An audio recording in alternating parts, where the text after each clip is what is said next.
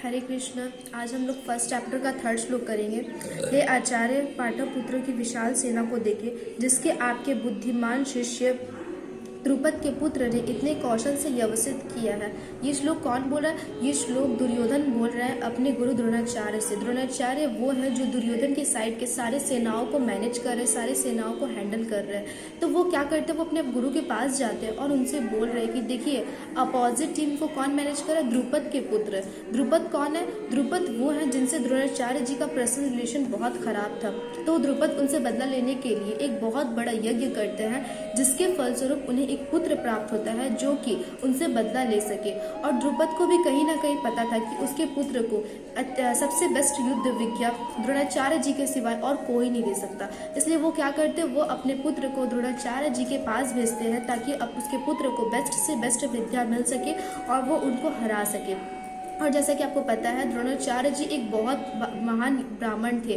तो इसके वजह से उन्होंने कभी भी ये नहीं देखा ना कि वो उसके दुश्मन के पुत्र हैं तो ये उन्हें विद्या नहीं सिखाएंगे। उन्होंने सारे स्टूडेंट की तरह द्रुपद के पुत्र को भी उसी प्रकार विद्या दी और वैसा ही अपना सारा ज्ञान उसे भी दिया।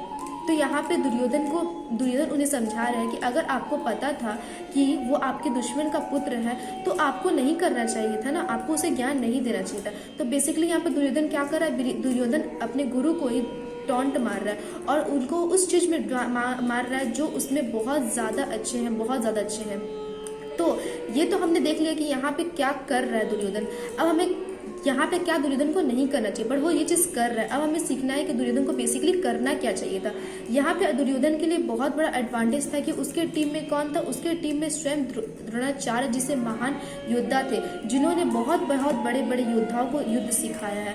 तो दुर्योधन को इस चीज का एडवांटेज उठा के उनसे ये पूछना चाहिए था कि बताइए, आपने तो अपोजिट टीम को सिखाया है ना, आपने तो पांचों पांडवों को भी विद्या दी है, तो उनका वीकनेस पॉइंट क्या है? क्योंकि कभी भी जब भी हमारे अपोजिट टीम का वीकनेस और हमारा स्ट्रेंथ जब मिल जाता है तो हमें श्योर होना चाहिए कि जीत हमारा ही होगा। तो यहाँ पे दुर्योधन को भी यही चीज करना चाहिए था, उसे अपोजिट टीम के सारे योद्धाओं का वीकनेस जानना चाहिए था ताकि उसे युद्ध जीतने में बहुत ज्यादा हेल्प कर सके।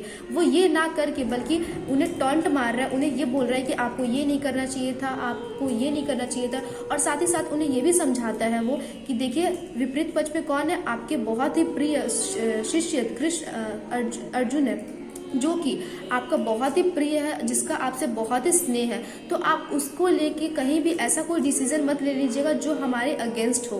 तो दुर्योधन उनको ये सब कर रहा है, बल्कि ये नहीं कर रहा है, उनको यूज करना चाहिए था।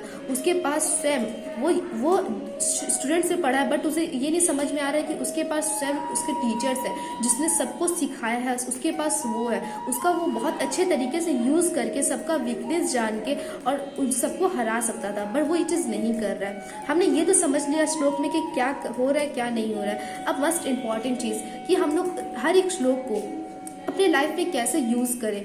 जैसा कि आपको पता है, हमें सिर्फ भगवत गीता पढ़ना ही नहीं है, बल्कि उसे अपने लाइफ में पर्सनल क्वेश्चंस को सॉल्व भी करना है और साथ ही साथ में हर एक श्लोक से हर एक मैसेज को अपने लाइफ में अप्लाई भी करना है। तो इस मैसेज को हम लोग अपने लाइफ में अप्लाई कैसे करें, that's a question. So question ये रहा, हमें फर्स्ट सबसे मस्ट इम्पॉर्टेंट चीज कि हमें अपने कर्तव्य का हमेशा पालन करना चाहिए कि जैसा कि द्रोणाचार्य जी करते आ रहे हैं। वो एक ब्राह्मण है, उनका कर्तव्य ये था उस समय जब द्रुपद के पुत्र आए थे, उनका कर्तव्य ये था कि वो उसे विद्या दे बहुत अच्छे तरीके से, ना कि भेदभाव करे कि वो उसके दुश्मन के पुत्र हैं तो उन्हें समझाए या ना समझाए। उस प्रकार हमें अपने लाइफ में भी हमारा जो ड्यूटी है हमें बहुत अच्छे तरीके से निभाना चाहिए, विदाउट पक्षपात करते हुए कि ये हमारे स्टूडेंट, ये हमारे बेस्ट फ्रेंड का बच्चा है या फिर ये हमारे दुश्मन का, हमें ये चीज नहीं देखना चाहिए। नेक्स्ट नंबर 2, हमें कभी भी जो किसी भी चीज में एक्सपर्ट हो उनको समझाना नहीं चाहिए। ये तो दुर्योधन उसी प्रकार कर रहे हैं कि जिस तरीके से जो लोग को बहुत अच्छे तरीके से द्रोणाचार्य से, वहां पे आसपास सबको पता था कि द्रोणाचार्य से अच्छे कोई भी टीचर नहीं है, और यहाँ पे दुर्योधन उनको ही बता रहा था कि आपको ये करना चाहिए, वो नहीं करना चाहिए। तो हमें भी कभी भी हमारे एक्सपर्ट को उन पे डाउट नहीं करना चाहिए था, उनके कोई भी डिसीजन पे शक नहीं करना चाहिए, उनके भरोसे सब कुछ हमें छोड़ देना चाहिए।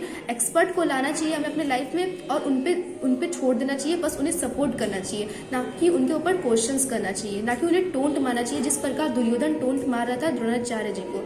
नेक्स्ट 3rd नंबर क्वेश्चन, हमें हमारे गुरु के सामने जो हमें बहुत हमसे सीनियर है, बहुत ज़्यादा एक्सपर्ट है किसी चीज़ में, हमें उनका सुनना चाहिए, ना कि वहाँ पे जाके खुद का ज्ञान दिखाना चाहिए। बहुत सारे लोग होते हैं जो सोचते हैं कि टीचर्स के सामने थोड़ा शो ऑफ करेंगे नॉलेज का तो ये बेस्ट होगा। नहीं, हमें हमारे टीचर के सामने और भी कम बोलना चाहिए और हमेशा कोशिश करना चाहिए कि हमें उनसे कुछ ना कुछ सीखने मिले, क्योंकि जितना हम ज़्यादा सुनेंगे उन्हें उतना ज़्यादा हमें समझ में आएगा, ना कि बोलने से।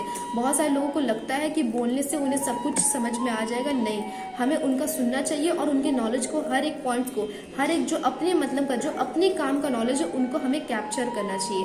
सो हमें 3 बहुत ही प्यारा प्यारा मैसेज इस श्लोक से मिला है। पहला ये कि हमें कभी भी अपने कर्तव्य से पीछे नहीं हटना चाहिए, अपने कर्तव्य का पालन करना चाहिए। सेकंड कि हमें कभी भी एक्सपर्ट को डाउट नहीं करना चाहिए, एक्सपर्ट कोई भी चीज़ के एक्सपर्ट हो, जैसे कि यहाँ पे द्रोणाचार्य जी एक्सपर्ट है युद्ध विद्या के, और भी बहुत सारे फील्ड वर्क में सब कोई अच्छे एक्सपर्ट है, तो हमें किसी पे भी शक नहीं, उनके एक्सपर्ट पे शक नहीं करना चाहिए, उनके भरोसे छोड़ देना चाहिए था।